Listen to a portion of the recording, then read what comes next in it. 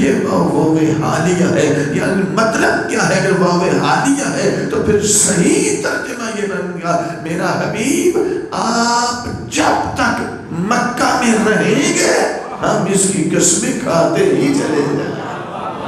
ہم اس کی قسم اس لیے نہیں کھا رہے کہ اس میں حجر اسود ہے، ہم اس کی قسم اس لیے نہیں کھا رہے کہ اس میں رکن یمانی ہے، ہم اس کی قسم اس لیے نہیں کھا رہے کہ اس میں بیت اللہ ہے، ہم اس کی قسم اس لیے بھی نہیں کھا رہے کہ اس میں کوئی ایک سجدہ کرے تو 2,00,000 سجدوں کے برابر ہم اس کو اجر عطا کرتے ہیں۔ ہم اس کا سجدہ قسم اس لیے بھی نہیں کھا رہے کہ اس میں قبر ہاجرہ ہے، اس میں قبر اسماعیل ہے، ہم تو اس لیے کھا رہے ہیں کہ اس میں آپ کا وجود نظر آتا ہے۔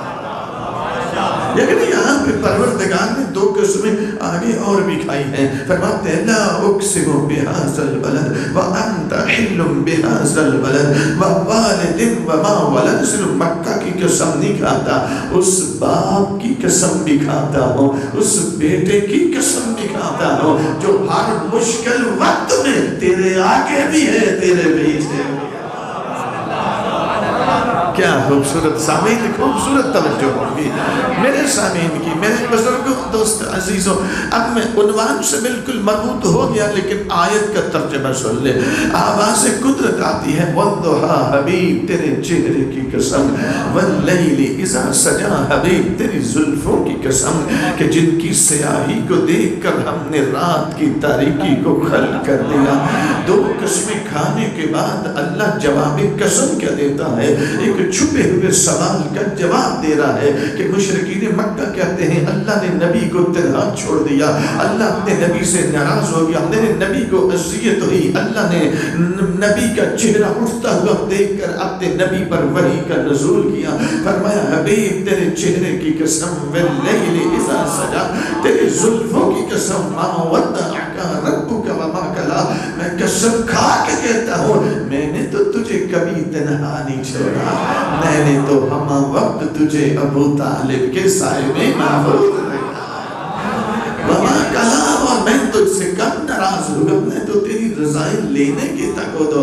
اگلی آیت میں اللہ دوسرا جواب قسم دیتا ہے وَلَلْآخِرَةُ خَيْرٌ لَكَ مِنَ الْأُولَى، میرا حبیب آپ کی ایک ابتدا ہے، ایک انتہا ہے، آپ کی ابتدا بھی بڑی بلند ہے پر آپ کی انتہا کے کیا کہنے جو آپ کی ابتدا سے بھی زیادہ بلند ہے۔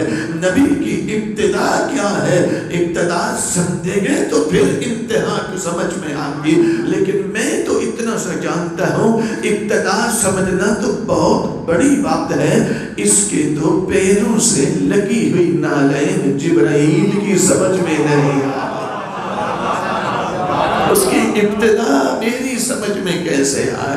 ایک جملہ کہہ کر بس عنوان شروع کرنے لگا ہوں۔ سامعین، آدم صفی اللہ میرے نبی کی ابتدا ہے، نوح نجی اللہ میرے نبی کی ابتدا ہے، ابراہیم خلیل اللہ میرے نبی کی ابتدا ہے، اسماعیل ذبیح اللہ میرے نبی کی ابتدا ہے، داؤد خلیفۃ اللہ میرے نبی کی ابتدا ہے، اور جب یہی نبی غدیر پہ گئے تو علی ولی اللہ میرے نبی کی ابتدا۔ نعرہ تکبیر، نعرہ رسالت، یا زبان نعرہ حیدری، امت محمد و آل محمد بلند کر صلوات۔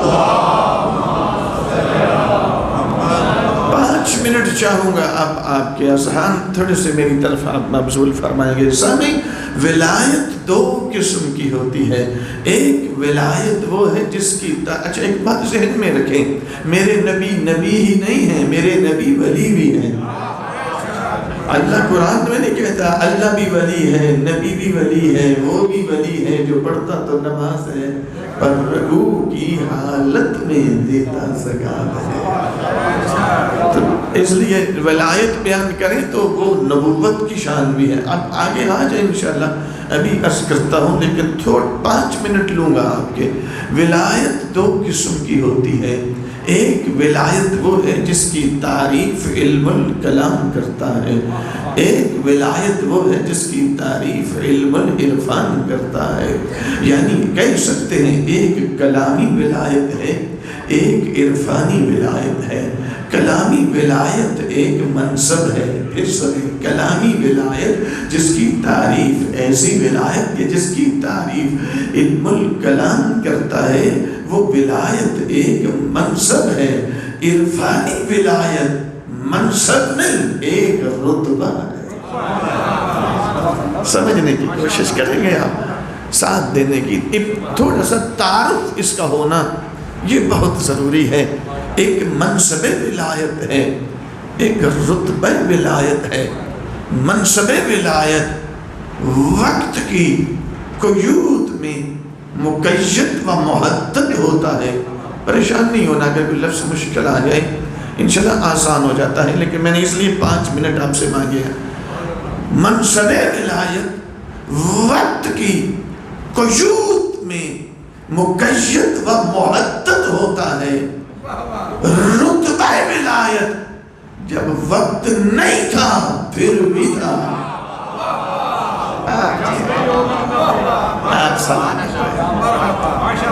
رتبہ ولایت. اور ایک بات ذہن میں رکھیں، ایک فرق اور ہے. منصب پر آنے کے لیے مخلوق ہونا بھی شرط ہے، مرد ہونا بھی شرط ہے. پھر سنیں، ایک منصب ولایت ہے، ایک رتبہ ولایت ہے. منصب ولایت پر آنے کے لیے مخلوق ہونا بھی شرط ہے، مرد ہونا بھی شرط ہے. لیکن میں کیا کروں؟ اللہ ولی ہے، مخلوق نہیں ہے. آگے سنیں، اللہ ولی ہے، مخلوق نہیں ہے. جناب زہرا ولیت اللہ ہے، مرد نہیں ہے. یہ کون سی ولایت ہے؟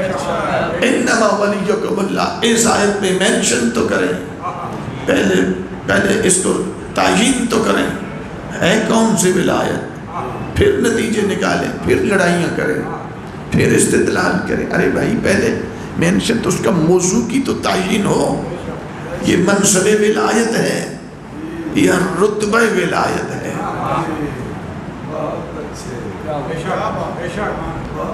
پریشان نہیں ہونا. منصب ولایت پر آتا وہ ہے جو مخلوق بھی ہو، مرد بھی ہو. نبی مخلوق بھی ہے، مرد بھی ہے. علی مخلوق بھی ہے، مرد بھی ہے. لیکن بات ذہن میں رکھے، ضروری نہیں کہ جو منصب ولایت ہے بس وہ اسی تک رہتا ہے.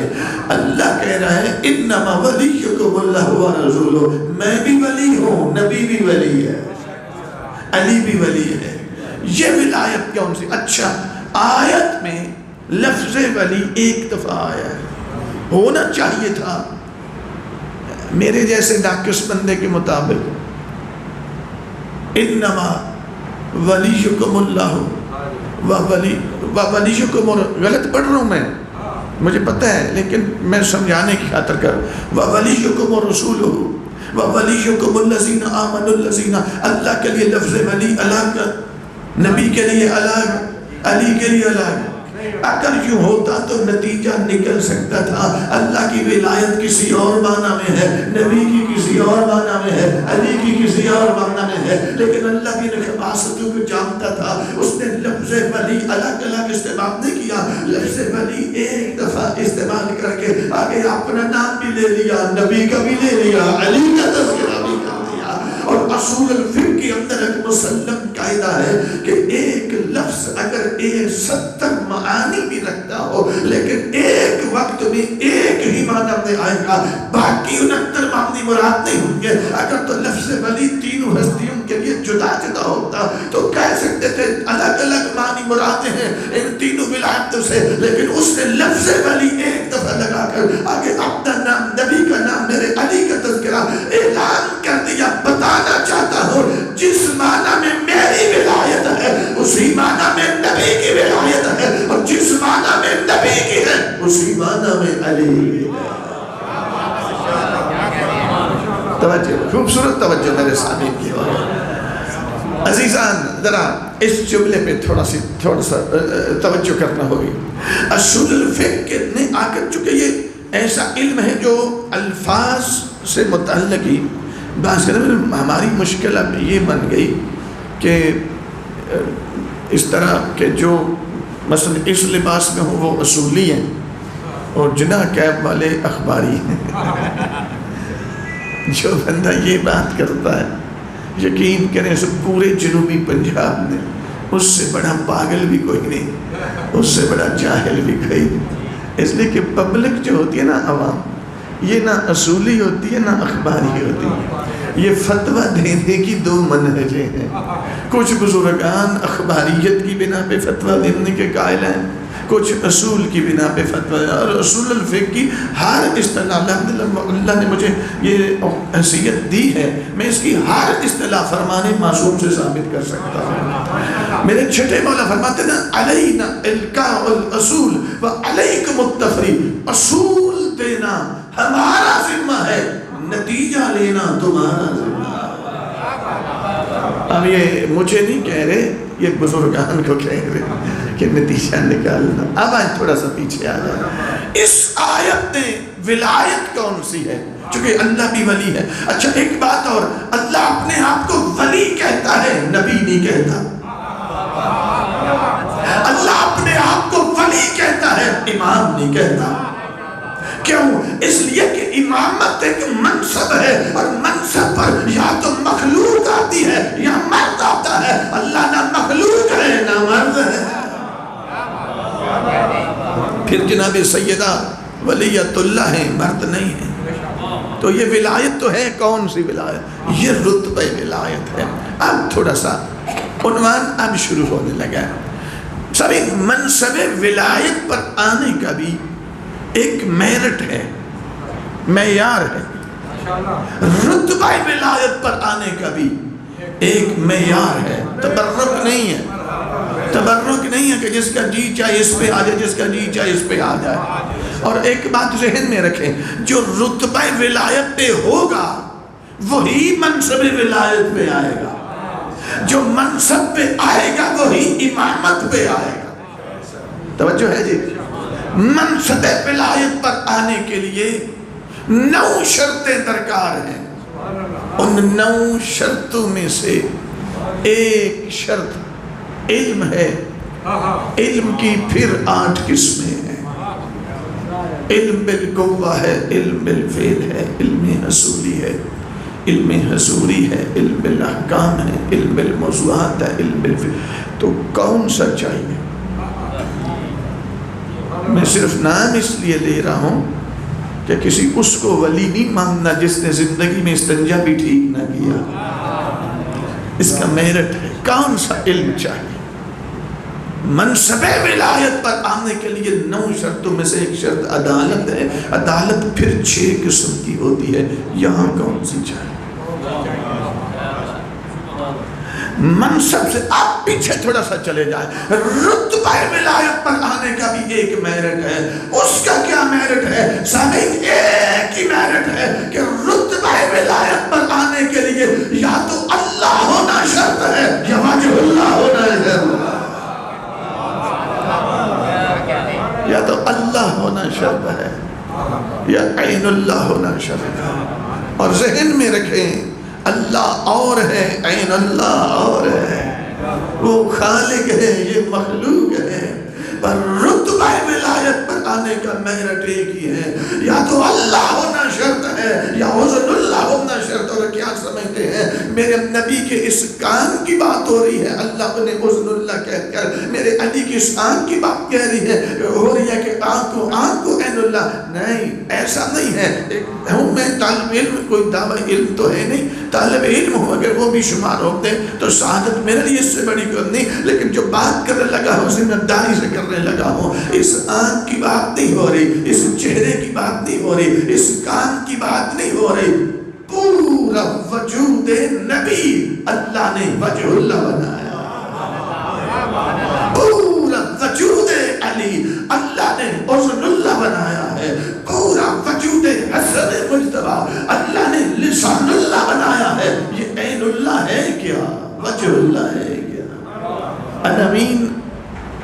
بہت ہی خوبصورت ہیں، لیکن چونکہ ممبر پر متروک اور محجور ہیں، بیان ہوئے نہیں، اور جہاں سے ہوئے ہیں انہیں خود سمجھ نہیں۔ میں ایک چیز عرض کر دیتا ہوں، مجھے چونکہ ذہن میں یہی تھا کہ عیسیٰ علیہ السلام کی مجلس ہے تو موت کے عنوان پہ مجلس پڑھیں گے اور اسی میں رسالت کو لے آئیں گے، لیکن قبلہ کا حکم تھا کہ میلاد پڑھیں، یہ دن چونکہ وہ ہیں تو ان کی حکم عدولی تو ہو نہیں سکتی ہے، تو میں اس لیے میں نے بس شروع کر دیا۔ میرے سامنے نگران ایک بات ذہن میں رکھیں، پورا وجود حسن مجتبی اللہ نے ید اللہ بنایا ہے۔ بات اس ہاتھ کی نہیں ہو رہی، پورے اس ہاتھ کی نہیں، ایک جسم ہوتا ہے، ایک روح ہوتی ہے۔ جسم افضل ہے یا روح افضل ہے؟ یقیناً روح افضل ہے، آپ کا جواب یہی ہوگا، اس لیے میں وہ بول پڑا ہوں، روح افضل ہے۔ اگر ید اللہ کہہ کر اس ہاتھ کے مراد لیا جائے تو یہ تو جسم ہے، وجہ اللہ کہہ کر یہ چہرہ مراد لیا تو یہ تو جسم ہے، ان اللہ کہہ کر صرف یہ آنکھ تو یہ تو جسم ہے، حسن اللہ کہہ کر یہ کان تو یہ تو جسم ہے۔ میرے سامنے نگرامی، اگر یہ نبی، اگر میرے نبی وجہ اللہ عین اللہ ہو کر جسم ہے تو عیسیٰ تو روح اللہ ہے، پھر افضل کون ہوگا؟ اور اگر سرکار عیسیٰ میرے نبی سے افضل ہے تو میں حدیث غدیر کو کہاں پہ لے جاؤں، جس میں میرے آقا زندگی کا سب سے لمبا خطبہ دینے کے بعد پھر جا کے فرماتے ہیں من کنتو مولا، من ذوال عقول کے لیے آتا ہے، کنتو ماضی ادبی اعتبار سے اس کا صحیح ترجمہ یہ بنتا ہے من ذوال عقول کے لیے آتا ہے، کنتو ماضی استمرار ہے۔ کیا مطلب ہے کہ جس کا جب سے میں محمد تو میرے نبی کس کے ہیں؟ کیا صرف صحابہ کرام کے مولا ہیں؟ کیا صرف حضرت ابوبکر کے مولا ہیں؟ کیا صرف حضرت عمر کے مولا ہیں؟ کیا حضرت سلمان کے مولا ہیں؟ کیا صرف حضرت ابو ذر کے مولا ہیں؟ کیا مقداد کے مولا ہیں؟ کیا صرف عمار کے مولا؟ نہیں میرے جان، ایسے نہیں ہے۔ من ذوال عقول کے لیے آتا ہے، کنتم ماضی استمرار ہے، تو پھر اس کا صحیح ترجمہ یہ جس کا جب سے میں محمد مولا، تو میرے نبی کب سے کس کے مولا؟ تو پھر میں کہہ سکتا ہوں میرے نبی عرش کے مولا، میرے نبی جنت کے مولا، میرے نبی جبرائیل کے مولا ہے، میرے نبی میکائیل کے مولا ہے۔ آگے بڑھے، میرے نبی تو آدم صفی اللہ کے مولا، میرے نبی تو ابراہیم خلیل اللہ کے مولا ہے، میرے نبی تو عیسیٰ روح اللہ کے مولا ہے۔ جس کے جب سے یہ نبی مولا، اس کے تب سے یہ نبی مولا۔ میرے سامنے نگرامی پیچھے پلٹیں، پیچھے آئیں، رتبہ ولایت۔ اب ذہن میں صرف تعارف ہو سکے گا، عرض کر رہا ہوں، اذن اللہ، عین اللہ، وجہ اللہ، ید اللہ، صدر اللہ، جنب اللہ، حجت اللہ، رجل اللہ، لسان اللہ، حجاب اللہ، یہ سب ان کے وجود کے مراتب ہیں۔ حجاب اللہ کیا ہے، اذن اللہ کیا ہے، عین اللہ کیا ہے، لسان اللہ کیا ہے، اور بات ذہن میں رکھیں، جو اذن اللہ ہی نہیں وہ ولی اللہ ہی نہیں، جو وجہ اللہ ہی نہیں وہ ولی اللہ۔ میں بات رتبہ ولایت کی کر رہا ہوں۔ رتبہ ولایت تب تھا جب ابھی جبرائیل کی خلقت کا شائمہ نہیں تھا، اور یہ میں نہیں کہہ رہا، یہ تو جناب سیدہ نے اپنے خطبے میں جا کر دربار میں بیان کیا تھا۔ میں جانتی ہوں بڑا کچھ کہا جائے گا، تاریخ کا بنو امیہ کا مورخ کیا کچھ کرے گا، پر بات یہ ہے اختارہ وانتجبہ قبل ان ارسلہ، اللہ نے میرے بابا جان تو جبرائیل سے پڑھایا نہیں ہے۔ جبرائیل کی کیا جرت تھی، اللہ نے تو میرے بابا کو ارسال بعد میں کیا تھا، مختار تو بڑا پہلے بنا دیا۔ اگلا جملہ بڑا ہی فیصلہ کن جملہ ہے، وَبَبْتِيَ وَجْتَبَاهُ قَبْلَ أَنْ سَمَّاهُ وَاسْتَفَاهُ قَبْلَ أَنِ ابْتَعَثَهُ۔ 40 سال کے بعد یہ نبی نہیں بنے، مبعوث ہوئے ہیں، نبوت اور ہوتی ہے، بعثت اور ہوتی ہے، 40 سال کے بعد مبعوث ہوئے ہیں۔ مصطفیٰ تو پہلے تھے، مجتبی تو پہلے تھے، مرتضیٰ تو پہلے تھے، مختار تو پہلے تھے۔ اے پاک سے یہ تعلم دنیا تعلق مرے کہتا ہے 40 سال کے بعد جبرائیل نے اوپن ہارٹ سرجری کی، پھر پڑھنم دیا گیا، لکھنا گیا، نبی بھی بن کے آپ فرماتی ہے میرے بابا پہلے سے مصطفیٰ ہے، پہلے سے مجتبی ہے۔ دنیا جبرائیل نے کیا تو پھر جا کے سمجھ آئی، فرمایا خبردار آپ نے، لیکن بی بی ہم پوچھتے ہیں آپ کے بابا کب سے مصطفیٰ ہے، کب سے مجتبی ہے، کب سے مرتضیٰ ہے، کب سے مختار ہے؟ سیدہ فرماتے ہیں ذل خلائق بالغیب مکنونۃ وبستر الاحادیث مسونۃ وبنہایۃ العدد مکنونۃ۔ ابھی تو جبرائیل کی خلقت کا شائبہ بھی نہیں تھا، میرے بابا مجتبی بھی تھے، مرتضیٰ بھی تھے، میرے بابا مصطفیٰ۔ نعرہ رسالت، نعرہ حیدری، اللہ پر محمد و آل محمد صلی اللہ علیہ۔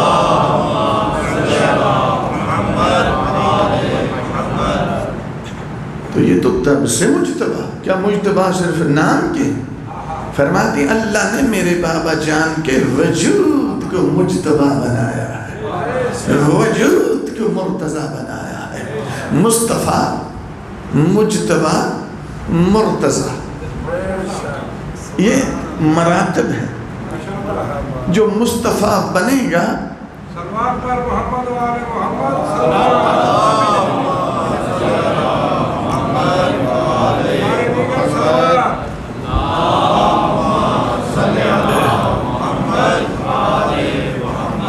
میں بڑی تیزی کے ساتھ ایک عنوان ان میں سے بیان کرتا ہوں۔ اذن اللہ کیا ہے؟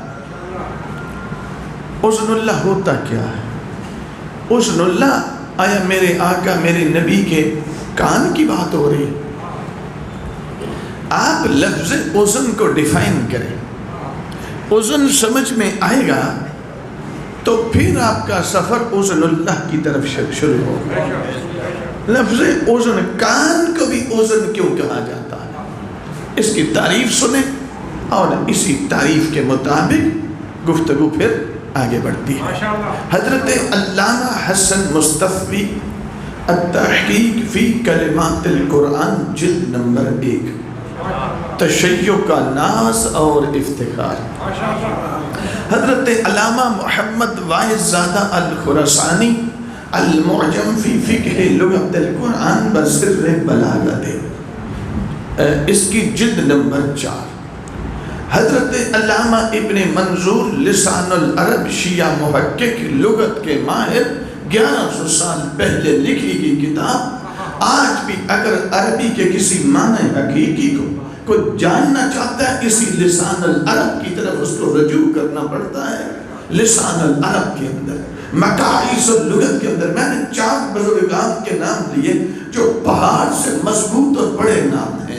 صاحب چاروں نے لکھا اذن کس کو کہتے ہیں؟ فرماتے الاطلاع بقید الرضا والموافقہ سواء صدر منہ امر ام لا، کسی سے کوئی چیز صادر ہو یا صادر نہ ہو، صدور سے پہلے یا صدور کے بعد، اگر کوئی اس پر مطلع ہو جائے، اطلاع پا جائے، اس اطلاع پانے کے عمل کو لغت اور قرآن کی نگاہ میں اذن کہا جاتا ہے۔ لیکن جن کی توجہ ہو گئی ساتھ مل گئے، اور جو ابھی تک زحمت نہیں جنہوں نے کی اس جملے کو سمجھنے کے لیے، ان کی تکریم کی خاطر میں پھر تکرار کرتا ہوں۔ الاطلاع بقید الرضا والموافقہ سواء صدر منہ امر ام لا، کسی سے کوئی چیز صادر ہو، مثلا میں نے مجلس کو کچھ حصہ بیان کر دیا، ٹھیک ہے، اب یہ صدور کے بعد جیسے صادر ہوئی مجھ سے، اس پر آپ اطلاع پا گئے کہ یہ ہوا ہے، یہ اطلاع پانا بھی اذن کہلاتا ہے۔ اور اگر آپ کی برزخی آنکھ روشن ہے تو جو میرے قلب و روح کے اندر موجود ہے آپ اس پر بھی اطلاع پا جائیں گے۔ تو قرآن کی نگاہ میں میرے اندر کی بات پر اطلاع پانے کے عمل کو بھی اذن کہا جاتا ہے۔ آپ کے ذوق اور آپ کے مزاج کے مطابق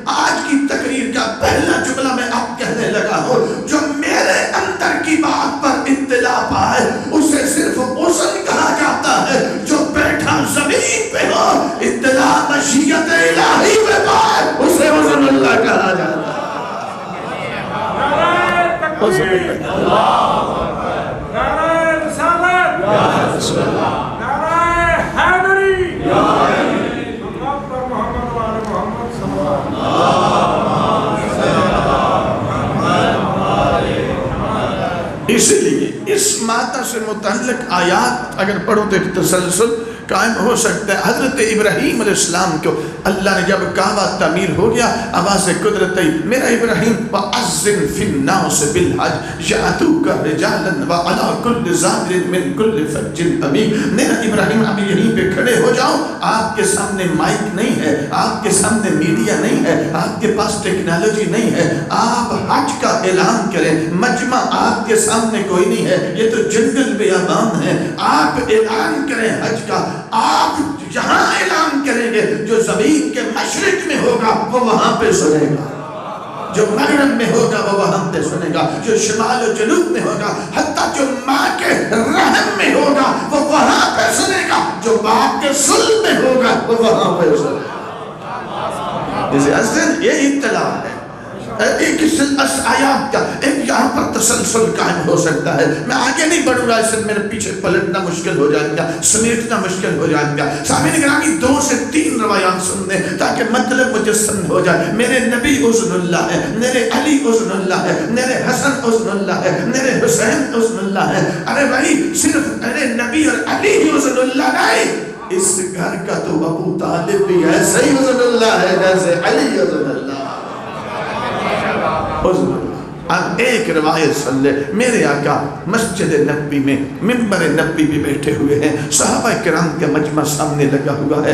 اتنے میں ایک مرد اور ایک عورت, ظاہراً وہ زوجہ اور شوہر ہیں, ایک چھوٹا سا بچہ اپنی آغوش میں اٹھایا ہوا ایسے چلتے آتے ہیں. اندر کر مولا سے اجازت مانگتے ہیں. اجازت ملی, سلام کیا, سلام کا جواب ملا. مولا ہم پریشان ہیں, ہمارے ہاں اس بچے کی پیدائش ہوئی ہے, یہ بیٹا پیدا ہوا ہے, لیکن ہم بڑے پریشان ہیں. عام طور پر ہوتا یہ ہے بیٹا پیدا ہو یا بیٹی, لوگ بڑے خوش ہوتے ہیں, مبارکیں وصول کرتے ہیں, لیکن یہاں معاملہ الٹ ہے. ہمارے ہاں یہ بیٹا پیدا ہوا, ہم پریشان ہیں. کیوں پریشان ہیں؟ والا پریشان اس لیے ہے کہ بچہ جو پیدا عام طور پہ ہوتا ہے اس کی شکل یا ماں سے ملتی ہے یا باپ سے ملتی ہے یا ماموں سے ملتی ہے یا چچا سے ملتی ہے یا نانا سے ملتی ہے یا دادا سے, لیکن مولا اس کی شکل نہ تو ماں سے مل رہی ہے نہ باپ سے مل رہی ہے, نہ ننھے عالم سے کسی کے ساتھ اس کی شکل ملتی ہے, نہ دادے عالم سے کسی کے ساتھ اس کی شکل ملتی ہے. مولا ہم بڑے پریشان, بیٹا تو پیدا ہوا لیکن بیٹا کہنے کو دل نہیں کر رہا. مولا میں اپنی زوجہ پہ بھی تہمت نہیں لگانا چاہتا, یہ بھی بڑی پاک دامن ہے اور میری زندگی بھی آپ کے سامنے ہے.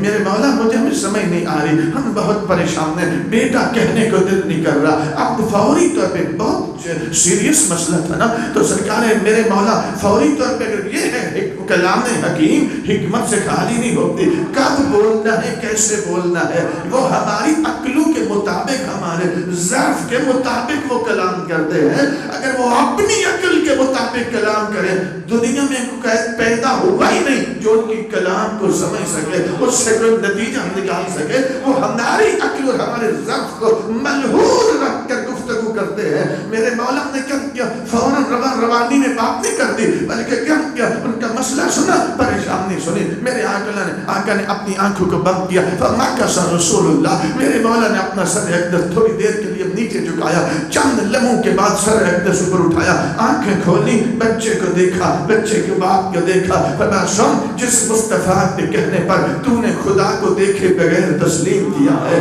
تو نے جبرائیل کو نہ آتے دیکھا ہے نہ جاتے دیکھا ہے, نبی نے منوایا ہے تو نے ماننا ہے, تو نے جنت دیکھی نہیں نبی نے منوائی ہے تو نے اسے ماننا ہے. وہی محمد تجھے کہہ رہے ہیں یہ بیٹا تمہارا ہے, خوشی کے ساتھ اسی کو اپنا بیٹا کو. ہمارا فیصلہ یہ ہے, خدا کا فیصلہ یہ ہے کہ یہ بیٹا تمہارا. اچھا مولا ہم ایمان دے آئے, ہماری مجال کیا ہے, ہم اس کو اپنے آپ اب بیٹا نہ کہے, لیکن مولا اگر کیا ہی بہتر ہوتا ہے کہ ایمان تو ہو گیا, کوئی ایسی چیز بتا دے اطمینان بھی ہو جائے. مولا اطمینان ہو جا. اب میرے آقا نے جیسے سرکار ابراہیم علیہ السلام نے کہا تھا پروردگار دکھا تو مردوں کو زندہ کیسے کرتا ہے. اولم تؤمن، آپ ایمان نہیں رکھتے؟ کہا لا بلا ولکن لیطمئن قلبی. پروردگار ایمان ہے، اطمینان نہیں ہے. اللہ نے دکھا دیا ایمان پہلے سے تھا، اطمینان اب آ گیا. تو بالکل اس مومن نوجوان نے بھی یہی لے مولا کہ ایسی بات بتا نے ایمان تو آپ نے جو کہہ دیا، ہماری مجال ہماری جرت کیا ہے ہم اس کو اپنا بیٹا نہ کہیں، لیکن مولا کوئی ایسی چیز بتا دے کہ جس سے ہمیں اطمینان ہو جائے کہ یہ ہمارا بیٹا، ہم مطمئن ہوں کہ بیٹا ایمان کی منزل پہ تو ہو گئے، اطمینان کی منزل پہ فائز ہو گئے. فمکث رسول اللہ ثانیا، میرے مولا نے اپنی آنکھوں کو پھر بند کیا، سر اقدس کو نیچے جھکایا، چند لمحے سر اقدس جھکا رہنے کے بعد سر اقدس اٹھایا، پھر آنکھیں کھولی، پھر بچے کو دیکھا، پھر بچے کے باپ کو دیکھا. فرمایا سن ایمان ہے، اطمینان چاہتا ہے، میں محمد تجھے فیصلہ دینے لگا ہوں. آدم علیہ السلام سے لے کر تجھ تک. پھر سننے یہ کسی تاریخ دان کی تاریخ کی کتاب میرے نبی نے نہیں پڑھی، یہ ہے میرے نبی کا وجود اللہ نے اذن اللہ کیوں بنایا ہے. فرمایا آدم علیہ السلام سے لے کر تیرے تک 50 پشتوں کا فاصلہ بنتا ہے. تجھ سے پیچھے جائیں، آدم سے نیچے آئیں تو 25ویں نمبر پر پیچھے تجھ سے تیرا باپ، تیرا دادا، تیرا پردادا پیچھے چلتے جائیں. 25ویں پشت میں پیچھے تیرا ایک پردادا گزرا ہے، اس کی شکل ایسی ہی تھی جیسے اس کی ہے. اس کی شکل بالکل ایسی تھی جیسی اس کی ہے. کمال نہیں ہو گیا بھئی؟ آج کل عمریں زندگیاں کم ہو گئی، 50-60 سال حادثاتی اموات بڑھ گئی. اس وقت تو 800 سال ایک ایک بندے کی زندگی ہوتی تھی. قوم عاد کے افراد کو دیکھیں 1000 سال ایک ایک بندے کی زندگی. آپ منیمم ایوریج لگا لیں فی پشت 100 سال تو 2500 سال بنتے ہیں، 2500 سال بنتے ہیں. سمجھ آ گئی؟ جو 2500 سال پہلے گزرے ہوئے افراد کی شکلوں پر بھی اطلاع رکھتا ہو اسے اذن اللہ کہا جاتا.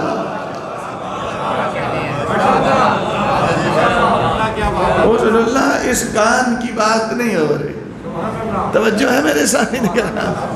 اسے اذن اللہ. میرے نبی بھائی ایک روایات کا ذخیرہ ہر معصوم کے لیے موجود ہے. میرے نبی اذن اللہ کیسے، میرے حسن اذن اللہ کیسے، میرے ابو طالب اذن اللہ کیسے، میرے حسین آقا اذن اللہ کیسے، میرے عسکری مولا اذن اللہ کیسے، سرکار امام ولی العصر ولی اذن اللہ کیسے. ہر احادیث کا ایک ایک ذخیرہ موجود ہے، نہ تو صرف تاکہ تھوڑا سا ایک مطلب اس کا مجسم ہو جائے اور آپ کے سامنے آ جائے. ایک حدیث اور سن لے، میرے ابو طالب بھی اذن اللہ ہے کیسے. میرے نبی کی ازواج کی تعداد مختلف روایات میں مختلف آئی ہے. کچھ روایات میں 17 آئی ہے، کچھ میں 13، کچھ میں 11، کچھ میں 9. جتنی بھی تعداد ہے ہمیں مشکل نہیں، 9 ہوں یا 11 امہات المومنین 13 ہو یا 17. اتنا ضرور ہے کہ باقی ہر زوجہ خود چل کر میرے نبی کے پاس آئی ہے. واحد زوجہ ہے خدیجہ الکبریٰ جنہیں لینے کے لیے نبی خود چل کے گئے. واحد زوجہ ہے خدیجہ الکبریٰ. اچھا جہاں ایک فرق یہ ہے نا، ایک فرق اور ہے، باقی ہر نکاح میرے مولا نے اپنا خود پڑھا ہے. یہ واحد نکاح ہے جو خود نہیں پڑھا، نکاح خان سے پڑھا. اور نکاح خان بنو امیہ کے گھر سے نہیں ہے، نام عمران ہے، کنیت ابو طالب ہے. میرے مولا جب دلہا بن کے پہنچے تو شہزادی کا ایک چچا تھا جس کا نام تھا نوفل. یہ غصے میں بھرا ہوا ہے. خدیجہ عمرہ آتے رہے، رؤساء آتے رہے، تجار آتے رہے، تو عمرہ کو ٹھکراتی رہی، رؤساء کو ٹھکراتی رہی. تجار کو ٹھکراتی رہی، اور آج تو عمرہ رؤسا تجار کو ٹھکرا کر اس محمد کے ساتھ شادی کر رہی ہے کہ جس کے پاس حق مہر دینے کے لیے پیسے ہی نہیں ہیں۔ ادھر اس نے تانا دیا، ادھر شکایت ملی نکاحان رسالت آپ کو۔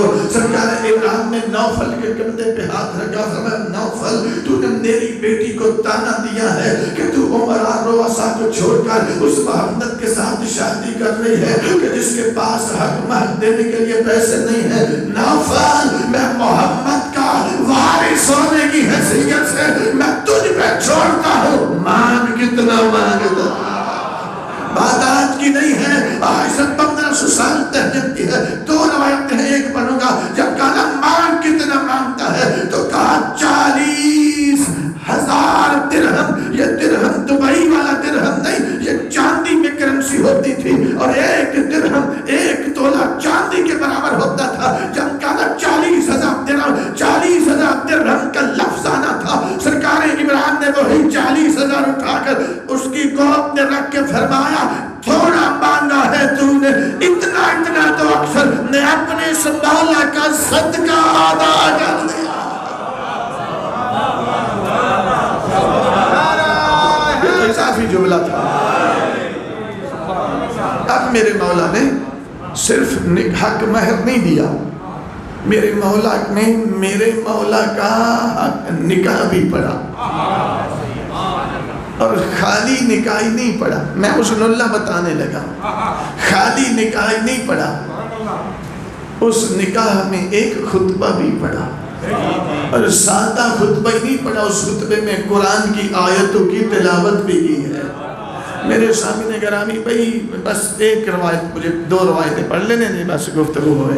میرے بزرگ کا دوست عزیزوں، خود میں قرآن کی آیتوں کی تلاوت، کیا خوبصورت منظر، جب مدینۃ العلم کے مصداق نبی بیٹھے تھے اور میرے ابو طالب اپنے علم کا اظہار کر کے کہتے تھے بسم اللہ الرحمن الرحیم الحمدللہ رب العالمین الذی جعلنا من ذریۃ ابراہیم وزرع اسماعیل۔ 2 روایت نے، ایک روایت نے کہ سورہ فاتحہ کی پہلی 2 آیتوں کی تلاوت فرمائی، لیکن امام شافعی رحمہ اللہ ہمارے اہل سنت تعین کے فقہ کے امام فرماتے ہیں نہیں، غلط کہتے ہو، انہوں نے 2 آیتیں نہیں، انہوں نے تو پوری سورہ فاتحہ کی تلاوت کی تھی۔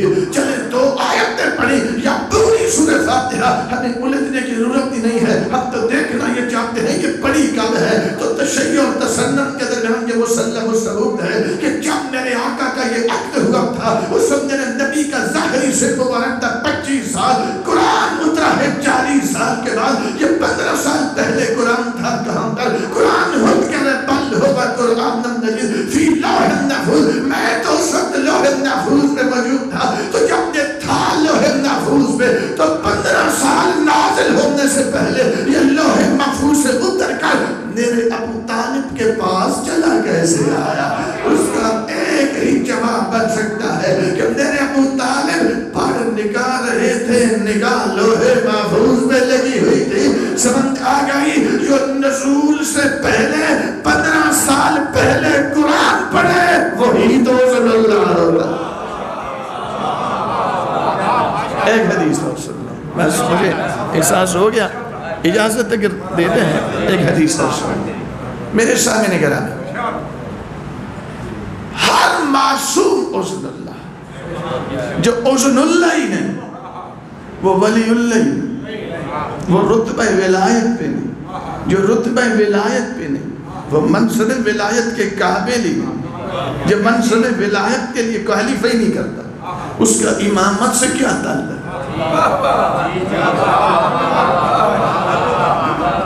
آگے جملہ میں چھوڑ رہا ہوں، جان بوجھ کے چھوڑ رہا ہوں۔ ایک حدیث سنیں سامنے گرامی، میرے 8ویں مولا امام رضا علیہ السلام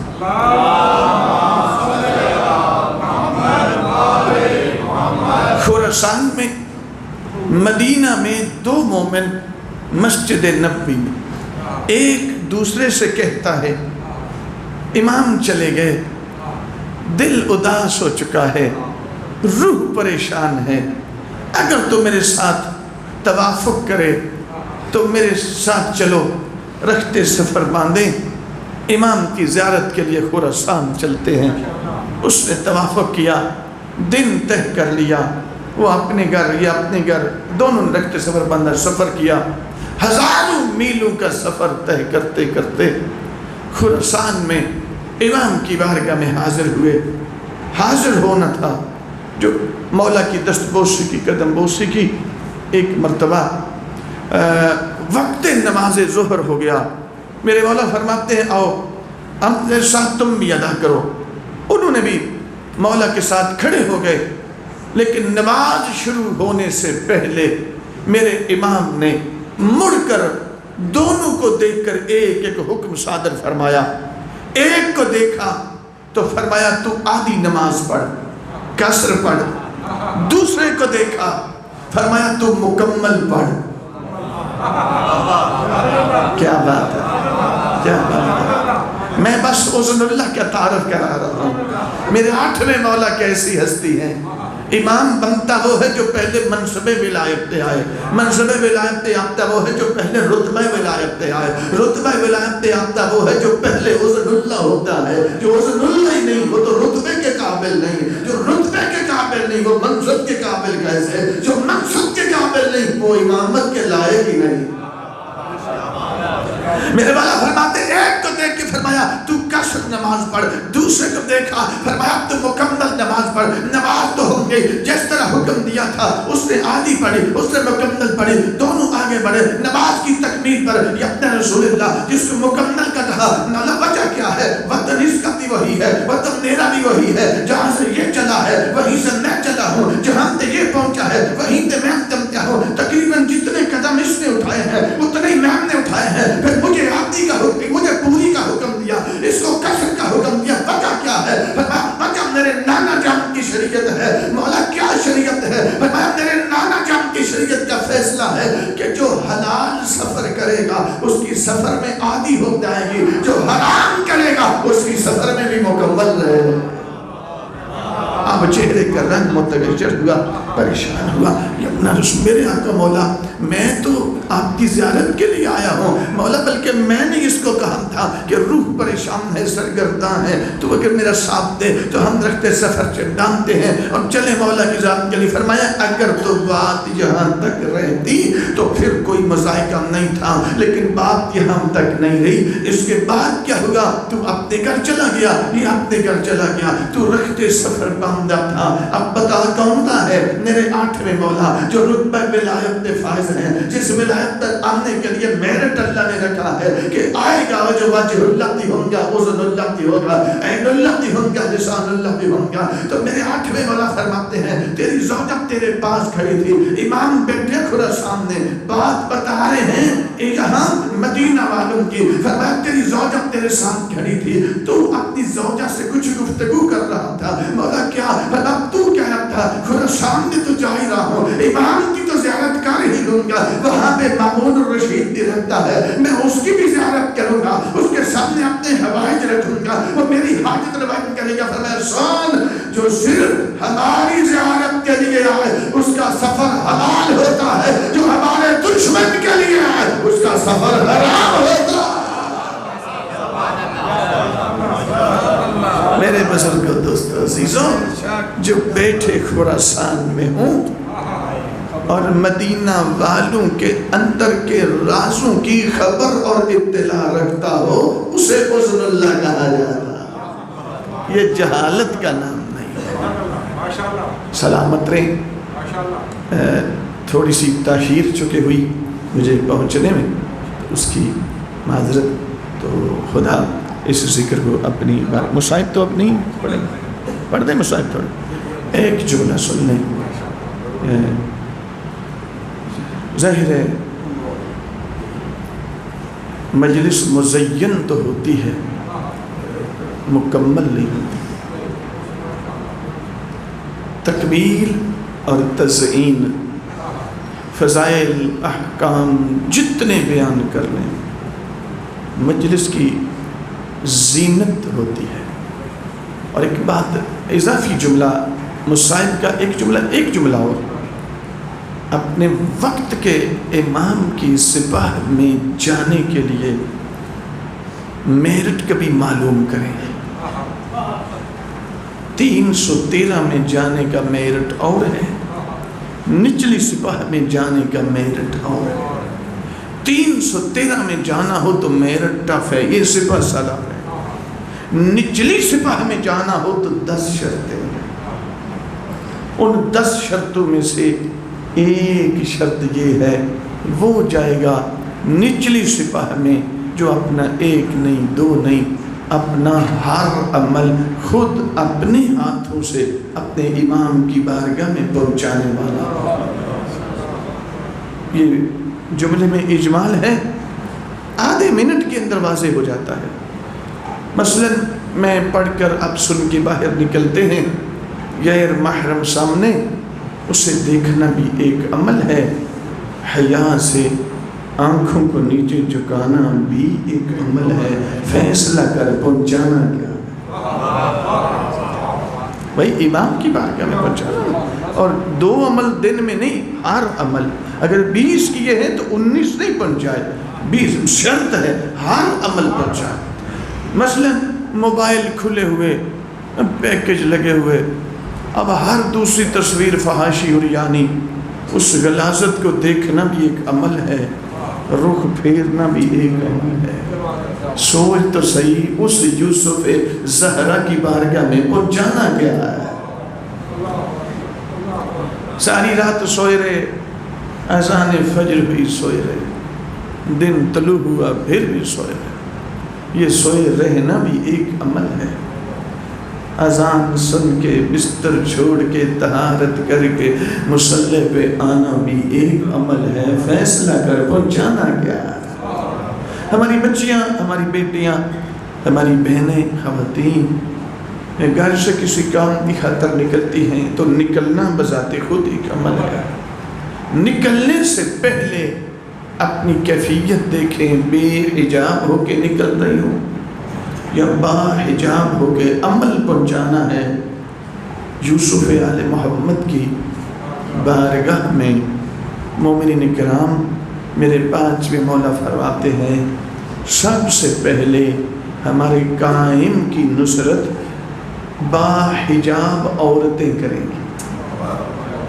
اللہ ان کو خاص توفیق سے نوازے. حجت خدا جب ظہور فرمائیں گے, 300 ظہور اور قیام 2 مراحل ہیں. ہم ظہور کو قیام سمجھتے نہیں. ظہور ہوگا رجب یا شعبان میں, جیسے ہی ظہور ہوگا 313 اکٹھے ہو جائیں گے. اتنے مہینے رجب, شعبان, رمضان, شوال, ذیقعدہ, ذی الحج, 25 ذی الحج کو انہی 313 میں سے نفس زکیہ جو حسنی سید ہوں گے ان کو اہل مکہ کی طرف بھیجیں گے. جاؤ انہیں کہو ہماری امامت کا اقرار کریں. مسجد الحرام میں وہ اہل مکہ کو دعوت دیں گے. نفس زکیہ امام حسن علیہ السلام کی اولاد سے ہوں گے, پاک و پاکیزہ شخصیت ہوں گے, نوجوان ہوں گے, تھوڑی عمر کے ہوں گے, نوجوان ہوں گے. تو اہل مکہ قبول کرنے کی بجائے ان پہ ٹوٹ پڑیں گے. مسجد الحرام میں ان کو ذبح کر دیں گے. 25 ذی الحج کو ہوگا. ظہور پہلے ہو چکا ہے. 10 محرم کو قیام ہو جائے, ٹھیک 15 دن کے بعد. اس شہادت کے روایات ہیں. بس اتنا عرض کر